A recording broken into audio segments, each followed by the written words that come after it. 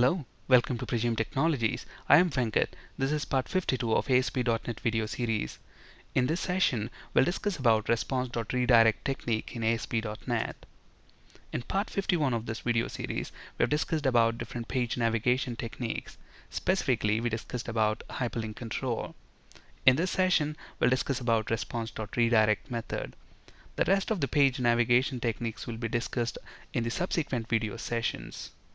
Response.redirect is very similar to clicking on a hyperlink control. The hyperlink control does not expose any server-side events. So when the user clicks on a hyperlink, there is no server-side event to intercept the click. So if you want to intercept the click event in code, and if you want to do some processing before you actually redirect the user to a new page, then we can make use of response.redirect method. This response.redirect method can be invoked in the click of a button, and that button could be a push button, link button, or an image button. Let's actually look at that in action. So here I have a simple ASP.NET web application project with one web form. Let me go ahead and add another web form to this project. So we have two web forms now. On webform1.aspx, let's drag and drop a button control. And on the click of this button control, I want to redirect the user to webform2.aspx. So response object has got the redirect method, and this redirect method expects a string parameter, which is nothing but the URL of the page that we want to redirect the user to.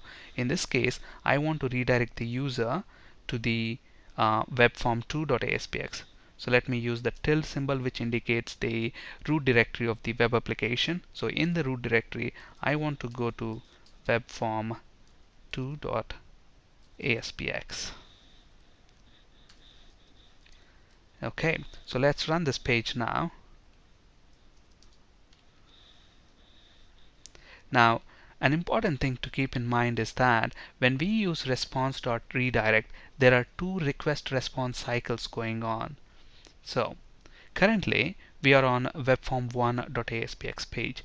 So when I click this button, a post back request for webform1.aspx will be sent to the web server. And on the web server, what are we doing? We are having this code response.redirect. So as soon as the web server encounters this response.redirect, what's going to happen? It's going to send a response header back to the client. And then the client will then initiate a GET request for the new page automatically. And then the web server will receive that request. It's going to process the GET request for the new page and then send the HTML response back to the client. So obviously there are two, request response cycles. Okay, so obviously now if I click this button, look at that, I am on webform1.aspx. As soon as I click this button, it changes to webform2.aspx. So a post back to webform1, that's one request, and a get request to webform2, that's another request.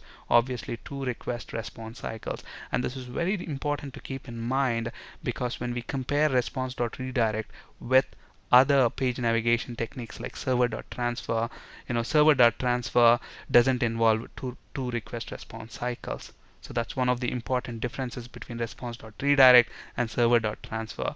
Depending on the requirements of our application, we'll be able to pick and choose the right technique if we understand all these differences properly. Not only that, this will also help us clear the interview. Okay, so that's one point to keep in mind. And another thing, this response.redirect method can be used to navigate to a page or a website on the same web server or on a different web server, just like the hyperlink control. Because, for example, if you take server.transfer, using server.transfer and server.execute, you can only transfer to pages or websites on the same web server. If they are hosted on a different web server, we cannot use those techniques. But with hyperlink control and response.redirect, we can navigate to any site or any page, whether they are present on the same web server or on a different web server. And another point to keep in mind is that when we use response.redirect, the history is maintained. So I am on webform2, but I click on the back button in the browser, I am able to go to the webform1. So the URL changes, the browser maintains the history of the pages visited. On this slide, you can find resources for ASP.NET C# and SQL Server interview questions. That's it for today. Thank you for listening. Have a great day.